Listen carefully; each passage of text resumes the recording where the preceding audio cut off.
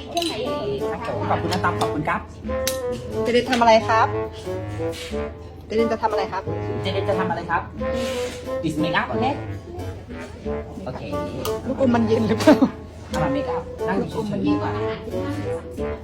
ลูกอมมันเย็นเนาะ ยืนยืน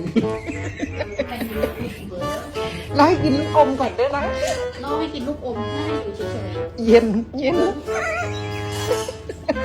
ลูกค้าเป็นอย่างไร ๆอู้กินลูกอมแกอุ้ย C'est froid. C'est froid. อุ้ยอุ้ย C'est froid ou คุณ non เพียค่ะกินลูกอมเผ็ดเลยมาดิ โอเคโอเคโอ้ยเนาะให้กินลูกอมเดี๋ยวช่างแต่งให้ค่ะอยู่เฉยๆค่ะคุณลูกค้าอย่าพูดไปกับช่างค่ะ นั่งอยู่กินลูกอมค่ะ กินลูกอมค่ะ กินค่ะโอเค อุ้ย